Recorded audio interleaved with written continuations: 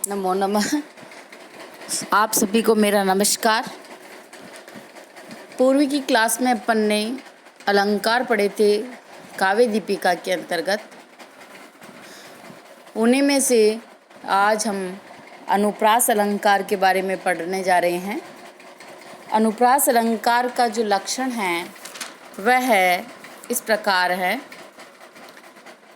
अनुप्रासः शब्द साम्यम वैषम्यपि स्वरस्य यत्। अनुप्रासः शब्द साम्यम वैषम्यपि स्वरस्य यत्, अर्थात स्वरों की विषमता रहने पर भी शब्द की समानता को अनुप्रास अलंकार कहते हैं। इसमें एक मुख्य बात आई है कि स्वरों की विषमता रहने पर भी शब्द की समानता को अनुप्रास कहते हैं। अनुप्रास जो है ये शब्दालंकार है। इसमें अनेक वर्णों के साम्य का निबंधन पाया जाता है। अनुप्रास शब्द का अर्थ है अनु अर्थात अनुगत, प्रकृष्ट रूप से, आस अर्थात न्यास रखना। वापस देखिए, अनुप्रास शब्द का जो अर्थ है अनु, इसके टुकड़े करने पर अनु का अर्थ है अनुगत, प्रकृष्ट रूप से, प्रास है अर्थात रखना, आस न्यास अर्थात रखना, यह अर्थ है। तो शब्दों की या वर्णों की सादृश्यता को ही अनुप्रास अलंकार कहते हैं, अर्थात बार बार एक जैसे शब्दों या वर्णों की आवृत्ति होना ही अनुप्रास अलंकार है। शब्दों या वर्णों की आवृत्ति होना, बार बार आना ही अनुप्रास अलंकार कहलाता है।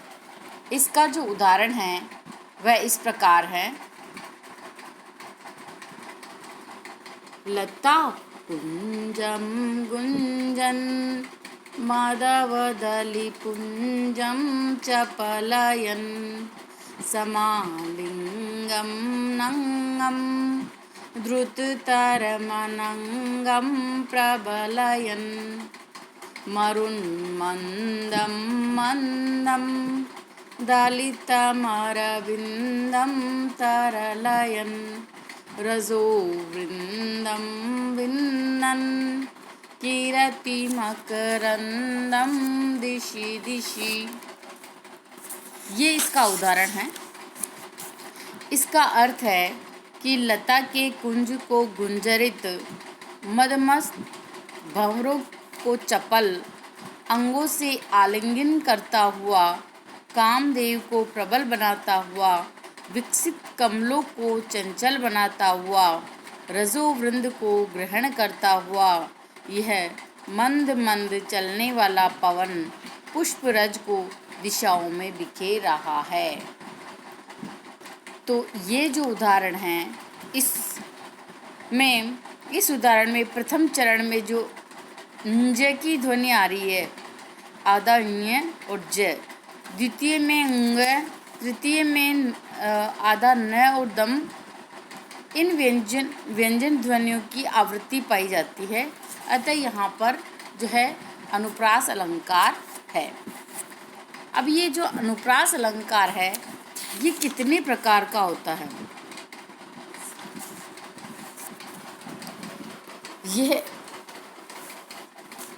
यह अनुप्रास जो अलंकार है, इस अनुप्रास अलंकार के 5 भेद बताए गए हैं, जिसमें पहला है छेका अनुप्रास। छेका अनुप्रास के अंतर्गत अनेक व्यंजनों का एक बार सादृश्य होता है। अनेक व्यंजनों का एक बार सादृश्य होता है। दूसरा जो इसका भेद है वृत्तीय अनुप्रास। इसके अंतर्गत एक या अनेक वर्णों की बार बार आवृत्ति होती है। एक या अनेक वर्णों की बार बार आवृत्ति होती है। श्रुत्य अनुप्रास, तीसरे नंबर का अनुप्रास श्रुत्य अनुप्रास है। इसमें समान स्थान वाले व्यंजनों की समानता होती है। समान स्थान वाला जो व्यंजन होते हैं उनकी समानता होती है।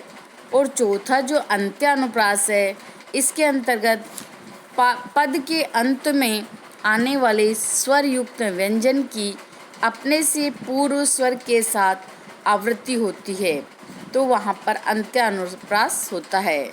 इसी प्रकार जो पांचवा जो है लाटानुप्रास, इसका जो है तात्पर्य का भेद होने पर समान अर्थ शब्द की आवृत्ति होती है।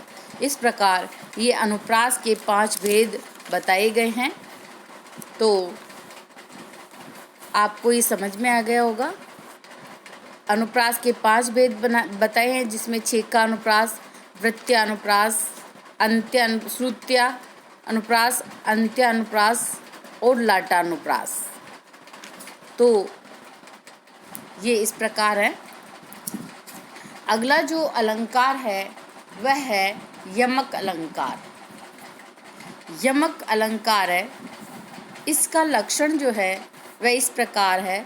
सत्यार्थी पृथगर्था या स्वर व्यंजनम सहते क्रमेण तेनैवावृत्तिर यमकम विनिगद्यते। अर्थात भिन्न अर्थ वाले स्वर व्यंजन समुदाय की उसी क्रम से आवृत्ति को यमक अलंकार कहते हैं। या अर्थवान तथा परस्पर भिन्नार्थक स्वर व्यंजन समूह की उसी क्रम से आवृत्ति को यमक अलंकार कहते हैं। समझ में आए? अर्थवान होना चाहिए और परस्पर भिन्न अर्थक स्वर व्यंजन समूह होना चाहिए और उसकी जो आवृत्ति है उसी क्रम से होनी चाहिए, वहाँ पर यमक अलंकार होता है। ये शब्द अलंकारों में एक प्रमुख अलंकार है। यमक शब्द का अर्थ है जोड़ा। यमक शब्द का अर्थ है जोड़ा। जैसे स्वर और व्यंजन ध्वनियों के समूह के जो जोड़े को होता है उसका 2 बार प्रयोग पाया जाता है। जहाँ एक से स्वर व्यंजन संघात का 3 बार प्रयोग किया जाता है, वहाँ यमक अलंकार में दोष माना जाता है। इस प्रकार तो 2 शब्दों का वापस देखिए कि अर्थवान तथा परस्पर भिन्नार्थक स्वर व्यंजन समूह की उसी क्रम से आवृत्ति होना यमक अलंकार कहलाता है। यमक का अर्थ है जोड़ा। इसका उदाहरण देखिए।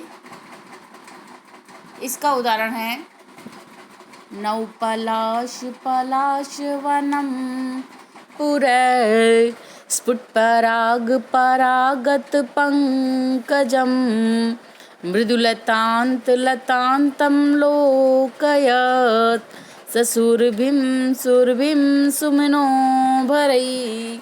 अर्थात उस श्री कृष्ण ने, इसका अर्थ बताने जा रही हूँ, उस श्री कृष्ण ने नवीन पत्तों से युक्त पलाश वन को, व्यक्त पुष्पराज से व्याप्त कमल को और कोमल तथा कुमलाए हुए लता समुदाय को और पुष्प समूह से सुरभित वसंत को सम्मुख देखा।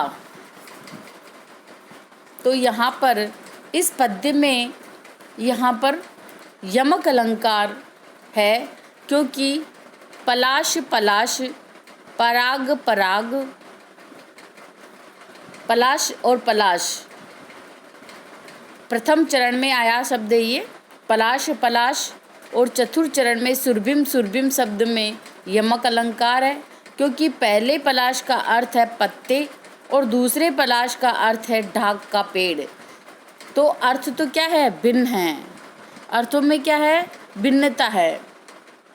स्वरों में अर्थ में भिन्नता होने पर अर्थ भिन्न है इसका, और स्वर व्यंजन समुदाय की उसी क्रम से आवृत्ति है।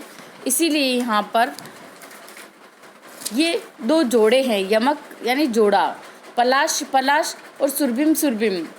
तो पलाश, एक पलाश का अर्थ है पत्ते और दूसरे पलाश का अर्थ यहाँ ढाक का पेड़।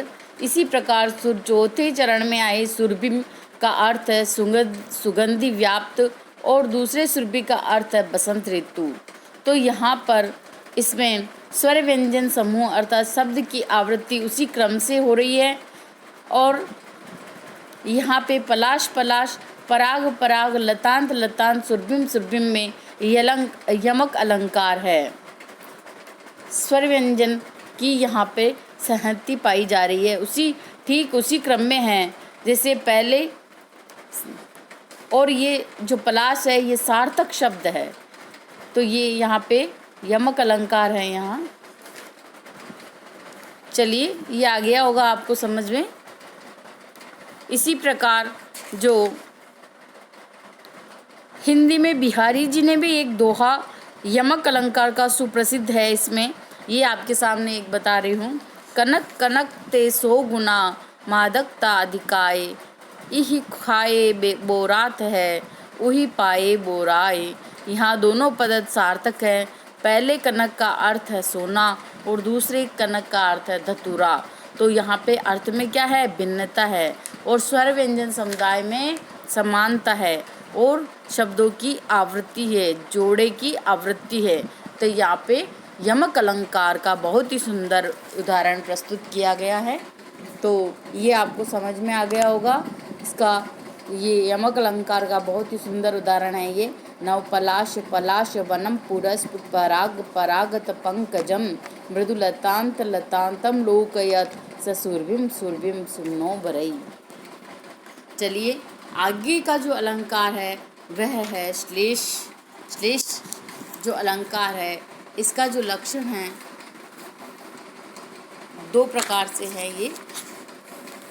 वाच्य भेदेन भिन्ना यद युगपत भाषण स्पृशः श्लिष्यन्ति शब्दा श्लेषो असावक्षरादिभि अष्टधा। इसी प्रकार एक और इसका लक्षण कहा जाता है श्लिष्टै पदैरनेकार्था अभिधान श्लेष इष्यते। अर्थात श्लिष्ट पदों अनेकार्थ वाले शब्दों से अनेक अर्थों का कथन श्लेष अलंकार कहलाता है। अर्थ भेद होने से भिन्न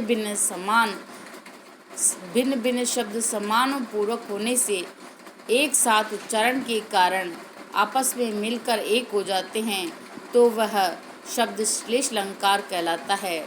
और ये जो श्लेष अलंकार है यह सभंग और अभंग 2 भेद इसके किए गए हैं। इसके मुख्यतः 2 भेद हैं, और इसमें प्रकृति प्रत्यय आदि उपाधियों के कारण सभंग श्लेष 8 प्रकार का है। वर्ण पद लिंग भाषा प्रकृति प्रत्यय विभक्ति वचन आदि इसके जो हैं भेद कहे गए हैं।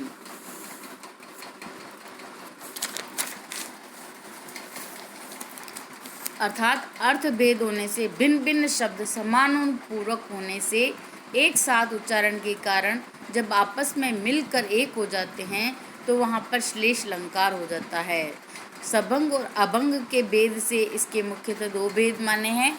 इनमें प्रकृति प्रत्यय आदि उपाधियों के कारण सभंग जो श्लेष है वह 8 प्रकार का होता है।